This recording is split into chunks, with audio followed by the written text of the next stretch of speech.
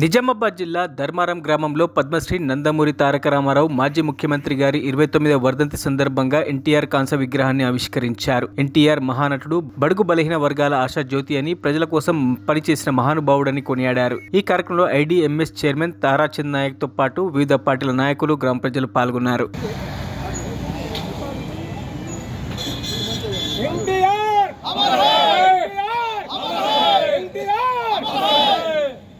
जब तक सूरज चांद रहेगा एनटीआर नाम रहेगा, जब तक सूरज चांद रहेगा एनटीआर नाम रहेगा,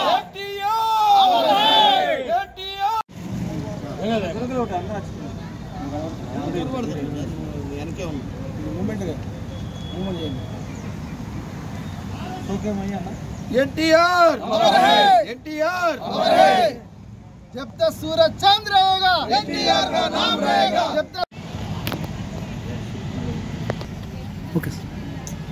బడుగు బలహీన వర్గాల ఆశా జ్యోతి నందమూరి తారక రామారావు గారు నేటికి 29 సంవత్సరాల క్రితం మన నుండి దూరమైన, మన నుండి అమరుడైన, ఇప్పటికి కూడా ఆయన వేసిన బాట లోపలనే ఈ తెలుగుదేశం పార్టీ కార్యకర్తలందరూ కూడా నమ్ముకుంటూ మరి పార్టీనే నమ్ముతూ ముందరికి నడుస్తున్నారు అనేది నిజం. గతంలో చంద్రబాబు నాయుడు ఏదైతున్నాడో మరి ఆయన ఇచ్చినటువంటి పగ్గాలనే పట్టుకొని ఈరోజు నడిపిస్తున్నాడు.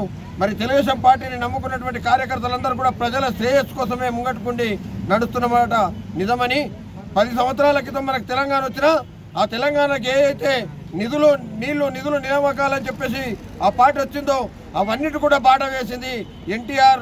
తర్వాత చంద్రబాబు నాయుడు నమ్మాలని చెప్పి మరి 29 సంవత్సరాలుగా కూడా మన నుంచి దూరమైన, ఇంకా 100 సంవత్సరాలైనా ఎన్టీఆర్ని ఎప్పుడు కూడా స్మరిస్తూనే ఈ తెలుగు ప్రజానీకం అంతా కూడా ఉంటుందని చెప్పి మేము నమ్ముతూ ఎన్టీ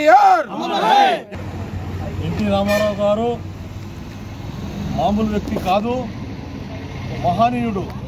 ఇంతటి మహనీయుడు అంటే ఈ ప్రజలైన దేవుళ్ళు, ఈ సమాజమే దేవులు అన్నటువంటి స్లోగాన్ ఇచ్చినటువంటి మహనీయుడు. కాబట్టి ఆయన అడుగుజాడల్లో మనం నడవాలి. బడుగు బలహీన వర్గాల కొరకు ఆశాజ్యోతి, కాబట్టి ఆయన అడుగుజాడల్లో మనం నడవాలని కోరుకుంటున్నాం. జై తెలుగుదేశం, జై తెలుగుదేశం. మరిన్ని అప్డేట్స్ కోసం మా ఛానల్ని సబ్స్క్రైబ్ చేయండి.